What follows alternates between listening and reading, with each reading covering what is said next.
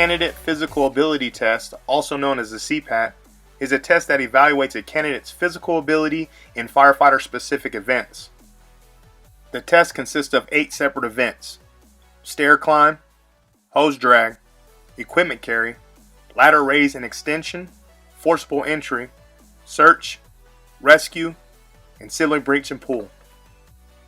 The CPAT is a pass-fail exam that must be completed in 10 minutes and 20 seconds or less. If a candidate fails to complete the test in 10 minutes or 20 seconds or less, or fails to complete any event throughout the test, he or she will then fail the test.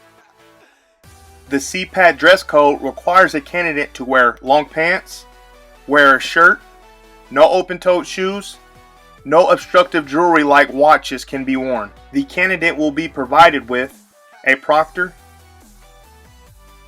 50-pound vest simulating firefighters PPE and SCBA, a hard hat, gloves, and an extra 25-pound of shoulder blocks simulating high-rise packs. The proctor has 3 jobs: following the candidate giving specific instructions throughout the course, looking for any health or safety issues, and keeping a running clock timing the entire test until completion. Event 1. The stair climb. This event is designed to simulate the task of climbing multiple flights of stairs with full PPE, SCBA, and high-rise packs. The candidate will be required to wear 50-pound vests and additional 25-pound shoulder blocks while walking for 3 minutes and 20 seconds. The first 20 seconds of the event is considered a warm-up, allowing the candidate to become familiar with the equipment. The 20-second warm-up phase and the official 3-minute testing phase will be completed simultaneously with no breaks. During the warm-up phase, the stair climber will be set at a rate of 50 steps per minute. The candidate will be allowed to utilize the railing for assistance. If at any point during the warm-up a candidate dismounts the stair climber, he or she must then regain themselves, then proceed back on the stair climber and repeat the 20-second warm-up period. The candidate will be allowed to restart the warm-up period for a max of 2 attempts. Once the warm-up phase is completed, the stair climber step rate will be increased from 50 to 60 steps per minute, in which the candidate must complete the remaining 3 minutes. Once the remaining 3 minutes comes close to an end, the proctor will warn the candidate, letting them know that they are almost done. Once completed, the candidate can then safely step down off the stair climber. At this point, a proctor will then remove the extra 25-pound shoulder blocks from the candidate, allowing them to proceed on to the next event. The candidate will then walk 85 feet to the next event. Once the warm-up phase is over, the candidate will not be allowed to grab the stair climber railing. If the candidate grabs the stair climber railing, he or she will be given a warning. If the candidate falls, dismounts the stair climber, or grabs the railing for a second offense, he or she will then fail the test. Event 2. The hose drag. This event is designed to simulate a firefighter pulling an uncharged hose line off of an apparatus and pulling it to an object or occupancy under fire. The candidate will grab control of the hose line nozzle, pull 200 feet of 1 3/4 hose 75 feet around a pre-placed drum or barrel, continuing to a designated box. If the candidate fails to run around the designated barrel or drum, or runs out of the designated path, he or she will then fail the test. Once the candidate rounds the designated drum or barrel with the hose line, he or she must then proceed to the designated box, where they will then take a knee. The candidate must then remain on that knee and pull in 50 feet of the 1 3/4 hose line to the designated mark on the hose line crosses the finish line. Once the mark on the hose line crosses the finish line, the candidate will then proceed to walk 85 feet to the next event. The candidate must remain on one knee at all times. If the candidate does not remain on one knee, he or she will be given a warning. If the candidate proceeds to not remaining on one knee or steps out of the designated area, he or she will then fail the test. Event 3. The equipment carry. This event is designed to simulate a firefighter removing power tools from a fire apparatus and carrying them to a fire or hazardous scene. The candidate must remove the power tools from the designated cabinet and place them on the ground one at a time. Then the candidate will simultaneously pick up both power tools and proceed to walk 75 feet around a designated drum or barrel. The candidate must then walk 75 feet back to the starting point, place both power tools on the ground, then return them to the designated cabinet one at a time. Once the candidate returns the power tools, he or she must then proceed to walk 85 feet to the next event. If at any point the candidate drops the tools, he or she will then fail the test. Event 4. The ladder raise and extension. This event is designed to simulate a firefighter handling and placing ground ladders on a fire or hazardous scene.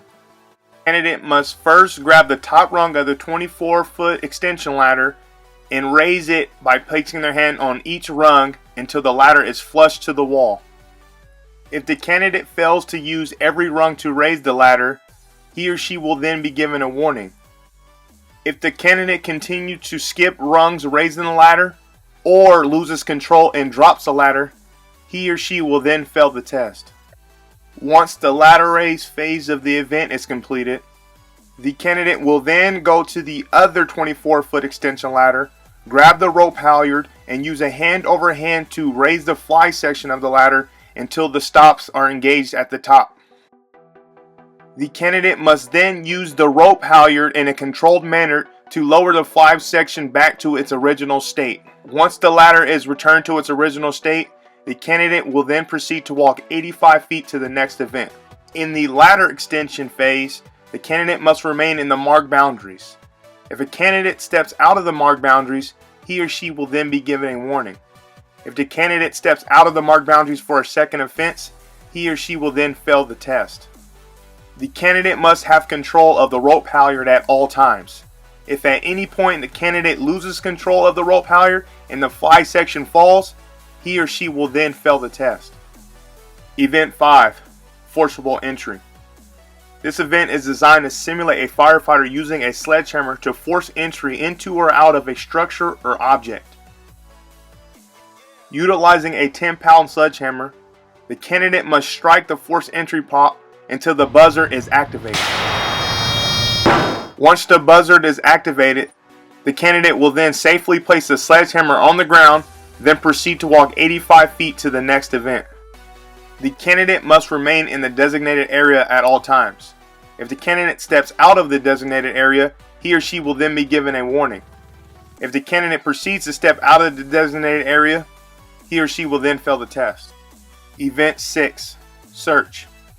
This event is designed to simulate a firefighter searching for a fire victim in unknown outcomes with no vision. The candidate must navigate 64 feet through a dark tunnel maze with varying obstacles. Once the candidate completes the search, he or she will then proceed to walk 85 feet to the next event. This event will be highly monitored. If at any point a candidate feels they cannot continue, they can call out or hit the prop walls and ask for assistance. If at any point the hatch doors are to be opened or the candidate is to be assisted out, he or she will then fail the test. Event 7. Rescue. This event is designed to simulate a firefighter pulling an injured victim or fellow firefighter out of a fire or hazardous situation. The candidate must pull a 165-pound mannequin 35 feet around a pre-positioned drum, then make a complete 180-degree turn, then return 35 feet back to the starting point. To complete the event, the mannequin's feet must pass the finish line. The candidate will be allowed to pull the mannequin with one hand or two hands and will be able to stop and readjust their grip if needed. During this event, the mannequin may come in contact with the drum or barrel. The candidate may not touch the drum or barrel. If the candidate touches the drum or barrel, he or she will be given a warning. If the candidate proceeds to touch the drum or barrel, he or she will then fail the test. Event 8. Ceiling breach and pull. This event is designed to simulate a firefighter utilizing a pike pole to breach a ceiling to check for fire overhead and fire extension. During the breach phase of this event, the candidate must place the sharp end of the pike pole into the painted area of the door prop, Fully extend the prop up till its max capacity, then allow the door to fully close. This equals 1 rep. The candidate must do 3 full reps and then proceed on to the pull phase of the event. During the pull phase of this event, the candidate must utilize the hook end of the pike pole, hook the overhead lever, and then pull the lever down to its max capacity. The candidate must then allow the lever to go back to its original state. This equals 1 rep. The candidate must do 5 full reps and then proceed back to the breach phase of this event. 3 pushes and 5 pulls equals 1 full set. The candidate must complete 4 full sets to complete the event.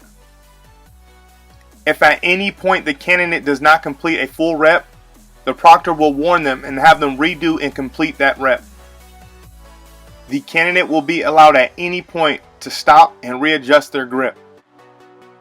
If the candidate at any time drops the pike pole, he or she must immediately pick the pike pole back up and resume the event. If the candidate proceeds to drop the pike pole for a second offense, he or she will then fail the test. If the candidate steps out of the designated area at any time, he or she will then be given a warning. If the candidate proceeds to step out of the designated area, he or she will then fail the test.